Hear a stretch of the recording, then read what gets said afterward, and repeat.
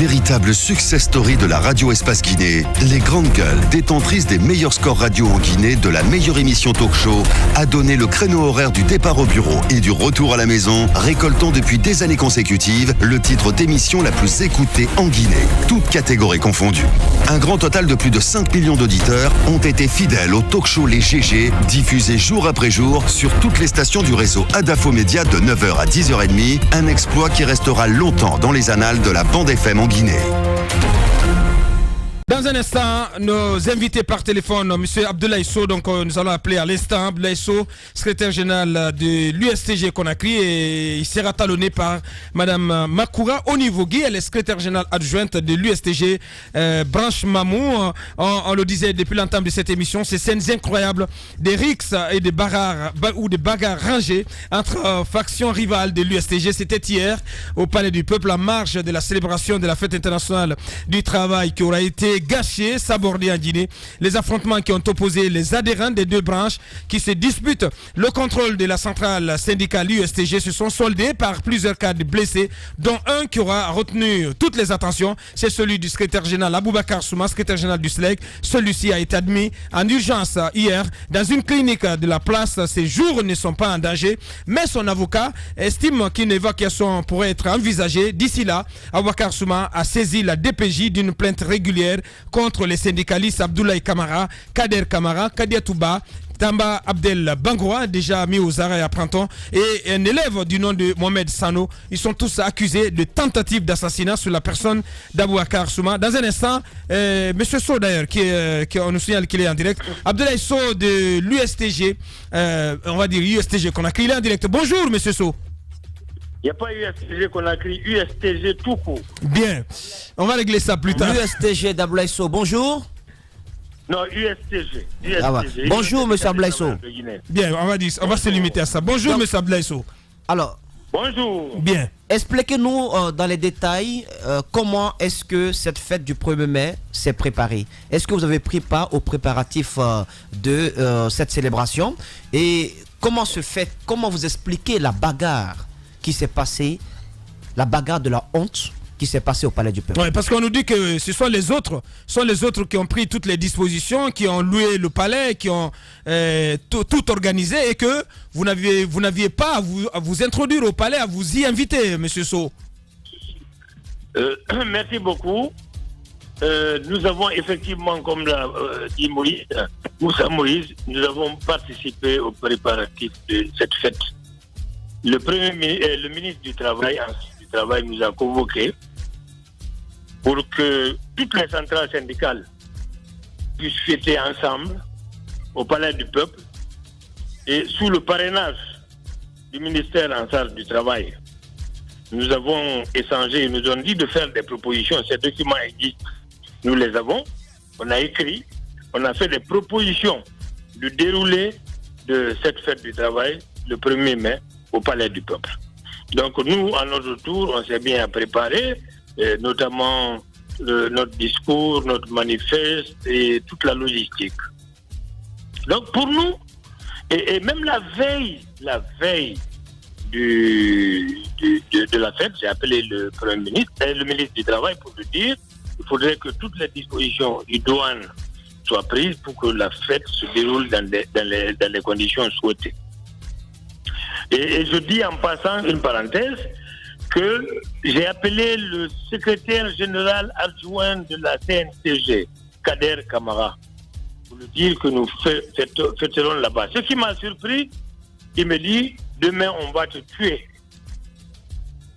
Il m'a dit, demain on va te tuer. Il dit, ah bon? Il dit, oui, heureusement c'était en haut-parleur et 11 centrales syndicales étaient autour de moi. Et tout le monde a écouté ce qu'il a dit. Donc, nous avons pensé qu'effectivement, le ministère en charge du Travail a pris toutes les dispositions, parce que c'est la fête du 1er mai, le Palais du Peuple appartient à tout le monde. Quand quelqu'un vous dit qu'il a payé, il a des trucs, c'est des histoires. Ils n'ont jamais payé, il n'y a rien. Comment ça se passe ordinairement? Est-ce qu'on loue le palais? Est-ce qu'il est loisible à une centrale syndicale de louer le palais? Comment ça se passe? Ensuite, on nous apprend, M. Sow, que depuis des années, c'est la CNTG, à l'occasion du 1er mai, qui écrit au gouvernement et qui, en relation donc avec les services de l'État, organise cette fête du 1er mai au Palais du Peuple. Et selon nos informations, la CNTG a écrit au gouvernement en s'associant à l'USTG version Abdoulaye Camara. Non, c'est pas possible. Je vous dis que nous avons participé aux préparatifs, on a discuté avec le ministre en charge du Travail. On a dit que tout le monde devrait fêter là-bas. Quand quelqu'un vous a dit j'ai payé, c'est des histoires. C'est une manière de provoquer. Alors, je continue dans la question. Vous avez dit pourquoi il y a eu la bagarre. On nous a informé à notre fort étonnement que les gens étaient en préparatif là-bas depuis 1h du matin. Parce que celui qui devait installer notre sono, il est arrivé à 5h, on lui a dit qu'il ne s'installe pas, alors que tous les travailleurs étaient déjà informés qu'on fête au Palais du Peuple. On arrive au Palais du Peuple, on trouve que toutes les issues du palais sont fermées. Et les gens qui étaient là, ce n'étaient pas des travailleurs. Ce sont des loubards qui étaient là, qui n'entendaient rien. Ce sont ces loubards-là qui ont empêché les travailleurs de rentrer. Les travailleurs sont venus se masser devant le portail du Palais du Peuple pour dire non, nous on a reçu information de notre centrale syndicale comme quoi on fait ici. Donc, l'autre information, c'est que vous auriez dit que vous ne fêteriez pas avec Amadou Diallo parce que selon vous, il est attaché. C'est ce que nous apprenons. Oui ou non, vous aviez dit que vous ne fêtiez pas avec la CNTG. 5 jours avant, on nous a dit que allô? Oui, vous êtes à l'antenne, monsieur Sow. On nous a dit que la CNTG devrait fêter au stade du 28 septembre. Nous ne savions même pas que c'était au palais. C'est après, quand j'ai échangé avec Kader, que j'ai senti qu'ils vont fêter au palais. Et quelles sont vos relations aujourd'hui avec Amadou Diallo? Quels sont vos beaux fixes? Personnellement, il n'y a aucun problème entre Amadou Diallo et moi. Pas personnellement, on parle des institutions, entre la CNTG et votre USTG. À ma connaissance, jusqu'à hier, quand nous avons été agressés, il n'y avait pas de problème. Alors, comment vous expliquez le fait que la CNTG ne vous a pas appelé et qu'elle a appelé l'autre USTG? Oui, comment vous comprenez cela? Je ne comprends pas comment ça s'est passé, comment ce montage a été fait. Les forces de sécurité étaient au carrefour, des gens armés étaient à l'intérieur du palais, ils avaient des couteaux, des couteaux, tout ça. C'est des loubards. On a préparé qu'on est allé prendre des quartiers alors, monsieur Sow, et dans les sociétés de gardiennage pour venir nous attaquer. Nous avons été attaqués. Et celui qui a tapé la tête d'Aboubacar Souma, c'est quelqu'un qui travaillait à Bolloré, qui a été licencié et qui est là-bas, qui est un syndicaliste de la soi-disant centrale de Mamou. Ce monsieur a tapé. Les grandes gueules. Il a tapé Aboubacar Souma qui a finalement poussé à l'hôpital. C'est savamment orchestré. Donc c'est une agression planifiée. C'est planifié, c'est orchestré. Sinon, comment pouvez-vous comprendre? Vous avez dit une chose, monsieur Sow.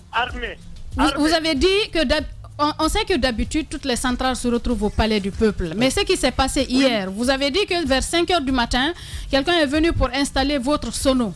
Ouais. Est-ce que d'habitude, ce sont les centrales même qui viennent équiper l'endroit? Parce que je suppose que le palais, quand on vient en loue, il y a déjà des équipements sur place. Comment se fait-il que vous ayez décidé d'installer votre sono? Ou bien c'est votre sono qui allait, être utilisé pour tout le monde, pour toutes les centrales syndicales? On voulait l'installer au centre pour tout le monde.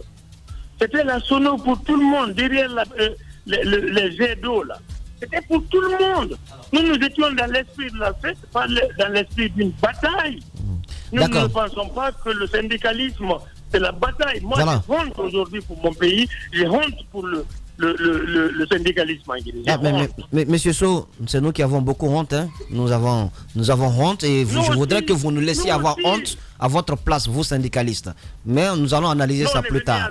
Alors, on est venu avec des travailleurs, ils sont venus avec des loubards. C'est honteux, c'est vraiment honteux, mais la honte nous appartient. Alors, est-ce que pour cette fois-ci, on peut dire que le gouvernement n'a absolument rien à voir dans cette histoire. Parce que très souvent, on voit la main de l'État derrière qui actionne, qui aiguillonne. Est-ce que cette fois-ci, on peut dire que l'État n'a pas joué les troubles faits dans cette histoire? Et ensuite, vous avez dénombré combien de blessés?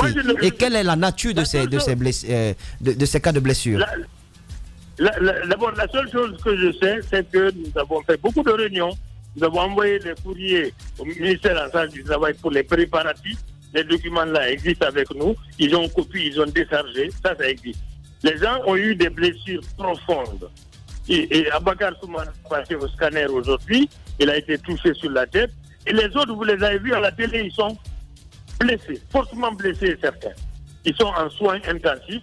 C'était une véritable bataille. C'était presque une guerre. Parce qu'ils avaient toutes les armes blanches en leur possession. Donc vous confirmez que le gouvernement n'y a rien à voir? Je n'ai pas dit ça. Non, je repose la question de Moussa. Moussa, vous qui posez la question, ça va? Estimez-vous que le gouvernement n'a rien à voir dans ce qui s'est passé hier au Palais du Peuple? Est-ce que vous le confirmez que le gouvernement n'y a été pour rien? Moi, je dis, nous avons préparé tout cela avec... Ben non, monsieur, non, mais vous faites dans la langue de bois. Si vous estimez que le gouvernement n'y est pour rien, mais avouez-le, monsieur Sow. Non, je ne peux pas le dire. Je peux pas le dire. Donc vous avez des soupçons? Vous avez des soupçons sur le gouvernement pour une quelconque implication dans ce qui s'est passé hier? Oui, mais naturellement, ils ont participé à la préparation. J'ai interpellé le ministre du Travail, personnellement. Mais c'est pas le gouvernement. Mais si c'est le cas, c'est pas le gouvernement qui aurait incité quand même l'USTG, Mamou et la CNTG de vous attaquer, monsieur Sow. Je ne saurais le dire. La seule chose que je veux dire, nous avons préparé tout ça avec le ministre en charge du Travail. Et avant que l'incident n'arrive, j'ai attiré son attention au téléphone.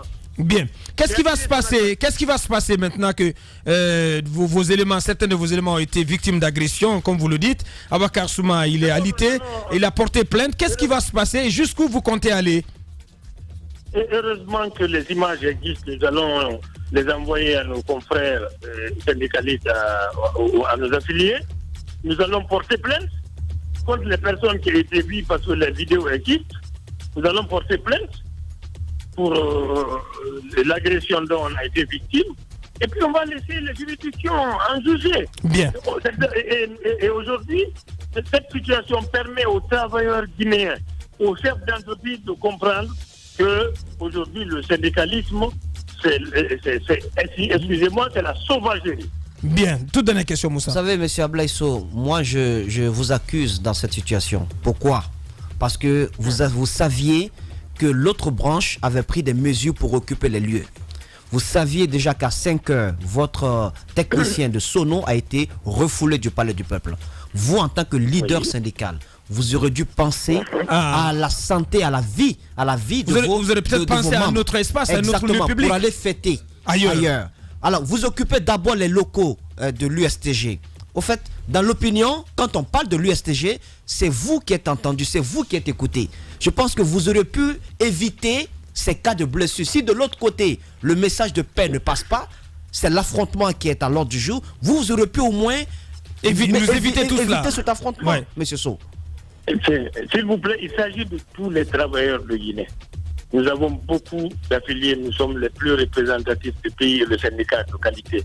Nous avions donné l'information la veille. Comment vous pouvez appeler les gens à 5 heures du matin pour dire ne venez pas au Palais du Peuple? Et en plus, nous avons été rassurés par les échanges et les préparatifs que nous avons eus avec le ministre en charge du Travail. Bien. En plus, c'est le 1er mai, le Palais du Peuple appartient à tout le monde. Si les gens vous ont dit qu'ils ont payé, c'est archi faux. Je m'inscris en faux contre ça. Bien. Ils n'ont jamais payé. Ils ont voulu pagayer et ils ont envoyé des loupards pour nous attaquer. Abdoulaye Sow, les vérités crues du secrétaire général de l'USTG, faction Conakry, donc en direct. Merci à vous, monsieur Sow. Merci d'être intervenu plus tôt ce matin sur notre antenne. Un peu plus tard, dans la deuxième partie, nous allons appeler madame Makoura Onipogi, elle est secrétaire générale adjointe de l'USTG Mamou. Et nos invités politiques aussi qui se préparent, Dr Ousmane Kaba, président du PADES. Il est déjà dans nos locaux. Une pause et on revient pour continuer cette émission. Véritable success story de la radio Espace Guinée, les grandes gueules, détentrices des meilleurs scores radio en Guinée de la meilleure émission talk show, a donné le créneau horaire du départ au bureau et du retour à la maison, récoltant depuis des années consécutives le titre d'émission la plus écoutée en Guinée, toutes catégories confondues. Un grand total de plus de 5 millions d'auditeurs ont été fidèles au talk show Les GG, diffusé jour après jour sur toutes les stations du réseau Adafo Média de 9h à 10h30, un exploit qui restera longtemps dans les annales de la bande FM en Guinée.